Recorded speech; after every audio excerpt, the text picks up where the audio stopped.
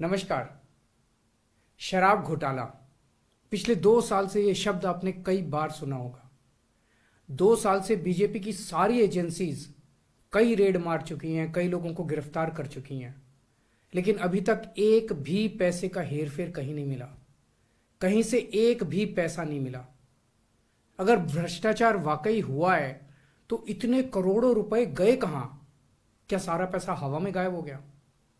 सच्चाई यह है कि किसी तरह का कोई भ्रष्टाचार हुआ ही नहीं। अगर होता तो पैसा भी मिलता। ऐसे फर्जी केस में आम आदमी पार्टी के कई नेताओं को इन्होंने अभी तक जेल में रखा हुआ है। किसी के भी खिलाफ कोई सबूत नहीं है, कुछ साबित नहीं हो रहा, खुलेआम गुंडागर्दी चल रही है, किसी को भी पकड़ के जेल में डाल दो। अब बीजेपी मुझे गिरफ्तार करना चाहती है। मेरी सबसे बड़ी संपत्ति, मेरी सबसे बड़ी ताकत मेरी ईमानदारी है। झूठे आरोप लगा के, फर्जी समन भेज के ये मुझे बदनाम करना चाहते हैं, मेरी ईमानदारी पे चोट करना चाहते हैं। इन्होंने मुझे समन भेजे हैं। मेरे वकीलों ने मुझे बताया कि ये समन गैर कानूनी है। क्यों गैर कानूनी है? ये मैंने इनको विस्तार से लिख के भेजा है।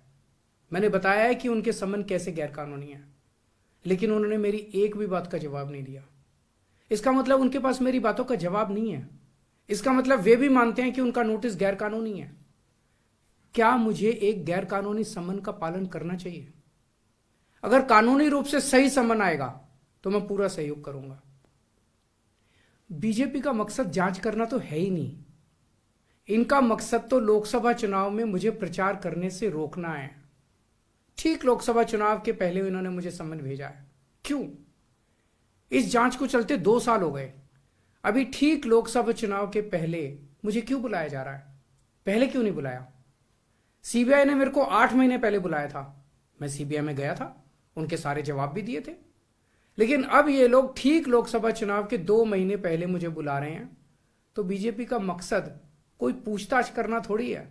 इनका मकसद है पूछताछ के बहाने केजरीवाल को बुला लो और उसे गिरफ्तार कर लो, ताकि मैं लोकसभा चुनाव में प्रचार ना कर पाऊं। आज बीजेपी भ्रष्टाचारियों को नहीं पकड़ रही, बल्कि खुलेआम ईडी और सीबीआई का इस्तेमाल करके दूसरी पार्टियों के नेताओं को तोड़ के बीजेपी में शामिल करवाने का काम किया जा रहा है। एक नहीं, 2 नहीं, कितने उदाहरण हैं जहां किसी पार्टी के नेता के खिलाफ ईडी सीबीआई के मामले चल रहे थे या उन पे गंभीर आरोप लगे हुए थे। जैसे ही वो नेता बीजेपी में शामिल हुए, उनके सारे पुराने मामले बंद कर दिए गए या ठंडे बस्ते में डाल दिए गए। तो जो इनकी पार्टी ज्वाइन कर लेता है उसके सारे मामले रफा दफा कर दिए जाते हैं। जो इनकी पार्टी में नहीं जाता वो जेल जाता है। आज मनीष सिसोदिया, संजय सिंह और विजय नायर इसलिए जेल में नहीं है कि उन्होंने भ्रष्टाचार किया है, वो इसलिए जेल में है क्योंकि उन्होंने बीजेपी में शामिल होने से इंकार कर दिया है। आज हम बीजेपी का मुकाबला क्यों कर पा रहे हैं? क्योंकि हमने कोई भ्रष्टाचार नहीं किया। अगर हमने जरा सा भी गलत काम किया होता तो दूसरे भ्रष्टाचारी नेताओं की तरह आज भी हम बीजेपी में शामिल हो चुके आज तो होते आज तक।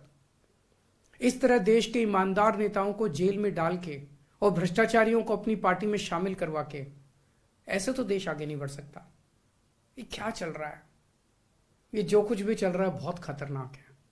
ये हमारे जनतंत्र के लिए बहुत गलत है। इसे रोकना होगा। मैं हमेशा देश के लिए लड़ा हूं। मेरा तन मन धन देश के लिए है। मेरी एक एक सांस देश के लिए है। मेरी खून की एक एक बूंद देश के लिए है। मेरे शरीर का एक एक कतरा देश के लिए समर्पित है। हमें मिलकर देश को बचाना है। मैं पूरी जी जान से इनके खिलाफ लड़ रहा हूं। आपका साथ चाहिए।